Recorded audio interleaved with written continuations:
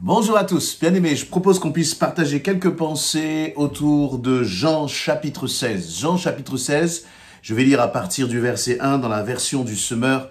Il dit ceci: je vous ai dit tout cela pour que vous soyez préservés de toute chute, car on vous exclura des synagogues. Et même l'heure vient où tous ceux qui vous mettront à mort s'imagineront rendre un culte à Dieu. Ils en arriveront là parce qu'ils n'ont jamais connu ni mon Père, ni moi. Je vous ai annoncé tout cela d'avance, pour que, lorsque l'heure sera venue pour eux d'agir ainsi, vous vous rappeliez que je vous l'ai prédit. Je ne vous en ai pas parlé dès le début, parce que j'étais encore avec vous. Maintenant, verset 5, maintenant, je vais auprès de celui qui m'a envoyé, et aucun de vous ne me demande où je vais.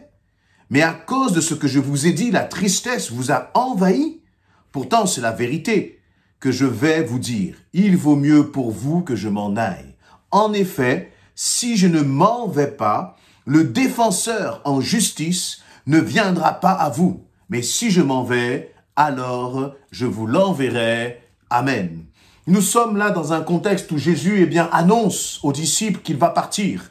Annonce aux disciples que il va passer par la croix. Il annonce aux disciples qu'il va être haï justement à cause de l'évangile. Et donc les disciples, sachant cela, entendant cela, vont être tristes.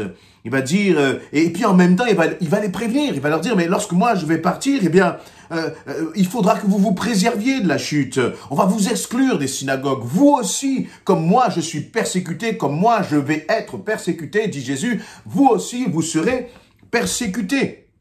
Et il leur annonce cela d'avance. Il leur annonce cela d'avance. Et donc, lorsqu'il va leur dire qu'il va partir, il explique les raisons. Il va dire, à cause de ce que je vous ai... Il va dire, c'est la vérité que je vais vous dire au verset 7, il vaut mieux pour vous que je m'en aille. Donc Jésus va partir, mais lorsqu'il va partir, il ne les laisse pas seuls. Il va laisser, le Saint-Esprit, qui est appelé là le défenseur, le défenseur en justice, le Paraklétos, le consolateur, celui qui est l'intercesseur près du Père, le Saint-Esprit. Et donc il dit, je vais partir, mais je vous laisse le Saint-Esprit. Et il faut que je m'en aille pour que le Saint-Esprit vienne. Mais il y a, face à ce discours, face à ces paroles que Jésus partage aux disciples, ceux-ci vont avoir la réaction suivante. Jésus va leur dire, à cause de ce que je vous ai dit, la tristesse vous envahit. La tristesse vous envahit. Vous voyez, ils avaient un rapport émotionnel, sentimental finalement avec Jésus. C'est une bonne chose. Mais là, Jésus dit, vous êtes triste à cause de ce que je vous ai dit. Mais si vous pensiez d'une certaine façon, c'est moi qui paraphrase, si vous pensiez par l'Esprit, si vous étiez attaché aux choses de l'Esprit, comprenez que mon départ est finalement une bonne nouvelle. Parce qu'avec mon départ, le Saint-Esprit va pouvoir venir en puissance. Et qu'est-ce qui fait la différence finalement? C'est que Jésus était là physiquement. Il était dans une enveloppe physique, un corps de chair, comme vous et comme moi. Et donc, parce que Jésus était là en corps de chair, finalement, il l'était aussi avec toutes les limites que son corps de chair imposait. Il ne pouvait pas être à deux endroits en même temps. Il ne pouvait pas être, par exemple, avec le paralytique et avec la femme samaritaine et avec la foule en même temps pour accomplir des miracles, pour annoncer le message de l'évangile. Il allait de ville en ville, il devait se déplacer physiquement. Alors que maintenant, aujourd'hui, grâce à la venue du Saint-Esprit en puissance, le Saint-Esprit est là où tu te trouves, il est dans ta chambre, il est de l'autre côté du globe en même temps, il est sur toute la surface de la terre. Partout où il y a des enfants de Dieu, le Saint-Esprit demeure en eux, demeure en nous. Et pourquoi est-ce que cela a pu se réaliser? Parce que Jésus est parti. Et que lorsqu'il est parti, il a dit, c'est cela, si je m'en vais, alors je vous l'enverrai. Je vous l'enverrai. Jésus, finalement, était extérieur aux disciples. Le Saint-Esprit dit, je suis venu, ne savez-vous pas que votre corps est le temple du Saint-Esprit? Jésus n'était finalement pas, je veux dire, le corps des disciples n'était pas n'était pas le temple de Jésus. Parce que Jésus avait son corps de chair. Mais lorsque Jésus est reparti à la droite du Père, il a envoyé le Saint-Esprit et le Saint-Esprit est venu habiter en toi, habiter en moi. Mais ce qui m'interpelle, c'est cette réaction, comme je disais tout à l'heure, des disciples. Ils entendent ce que le Seigneur est en train de dire. C'est vrai que ce n'est pas facile.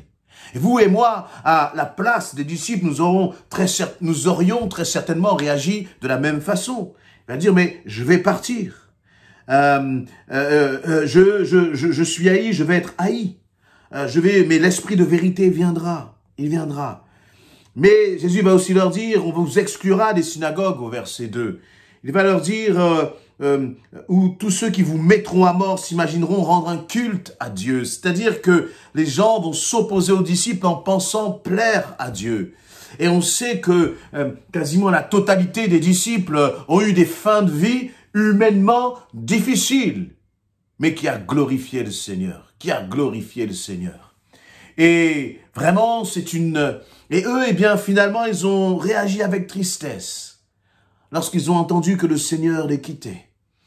Ils ne se sont pas dit qu'il y aura une suite parce que eux peut-être avaient des idées préconçues. Eux se disaient, mais le Seigneur, voilà tes plans. Moi, j'avais peut-être pensé que c'était autre chose. J'avais pensé que tu allais libérer le peuple d'Israël, que tu allais nous permettre de rétablir le royaume d'Israël vis-à-vis du peuple romain. Ils s'étaient imaginé beaucoup de choses. Ils n'entendaient pas, ils n'écoutaient pas. Finalement, ils entendaient ce que Jésus leur disait, mais ils n'écoutaient pas, ils ne comprenaient pas. Pourquoi ? Parce que ce que Jésus dit, c'est des choses par l'Esprit. C'est l'Esprit de Dieu qui peut nous permettre de comprendre ce que Dieu dit. Si vous allez dans la rue et vous rencontrez quelqu'un qui ne connaît pas Christ, vous rencontrez un païen et vous dites, mais Jésus a donné sa vie pour toi. Cette personne, soit elle va être indifférente, soit elle va vous dire, mais tu racontes n'importe quoi, soit elle va vous prendre pour un demeuré, ou soit elle va recevoir cette parole qui va être touchée dans son cœur. Mais dans ce dernier cas, si cette personne reçoit cette parole dans son cœur, c'est uniquement parce que le Saint-Esprit aura touché son cœur. Il y a des choses qui ne peuvent être comprises que par la révélation du Saint-Esprit. Et là, les disciples avaient besoin de la révélation du Saint-Esprit. Nous avons toute la parole, nous avons toute la Bible. Mais pour que nous puissions la saisir réellement, il faut que nous puissions avancer, non pas par la chair, non pas par les émotions, mais par la révélation du Saint-Esprit. Il faut apprendre aussi à faire confiance au Saint-Esprit. Lorsque Jésus dit qu'il va s'en aller et que pour qu'il s'en aille, il va s'en aller pour envoyer le Saint-Esprit. Lorsque Jésus dit que, eh bien, vous serez persécutés lorsque je ne serai pas là.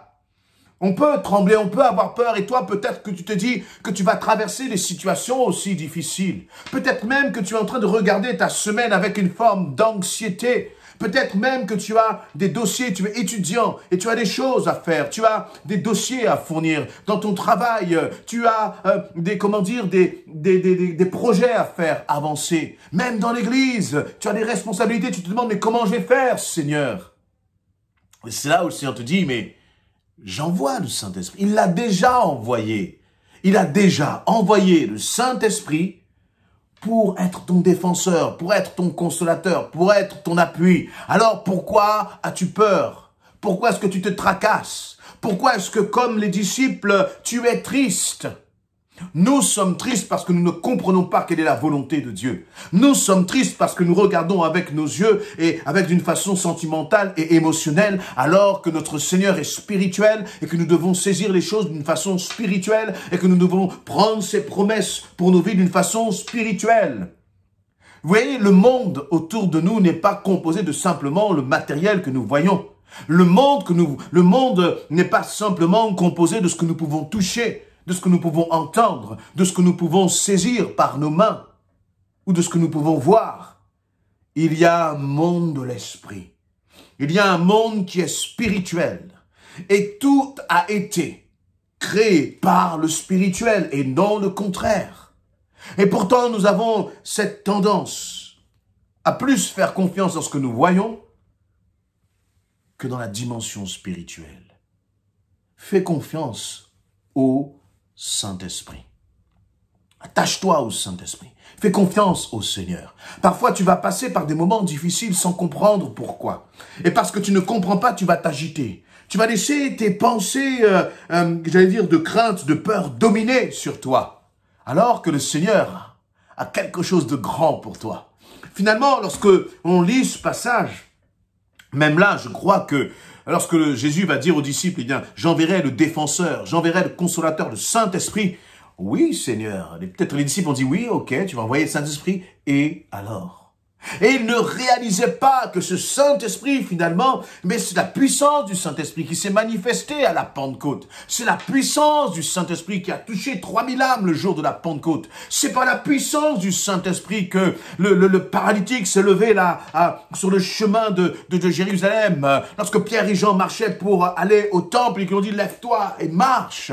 C'est par la puissance du Saint-Esprit que finalement, eh bien, Corneille et sa famille ont été sauvés. Que Pierre, là, dans la prison a été délivré, que les chaînes sont tombées. C'est par la puissance du Saint-Esprit que Paul a été arrêté sur le chemin de Damas, que le Dieu lui a parlé en personne et qu'ensuite il est devenu ce missionnaire, ce prédicateur, cet évangéliste que Dieu a utilisé puissamment. La puissance du Saint-Esprit a été relâchée. Mais au moment où les disciples ont entendu Jésus parler, au moment où les disciples ont entendu Jésus dire, mais je dois partir et j'enverrai le Saint-Esprit. Ils n'ont pas saisi, ils ont été attristés. Jésus a des projets de paix pour ta vie.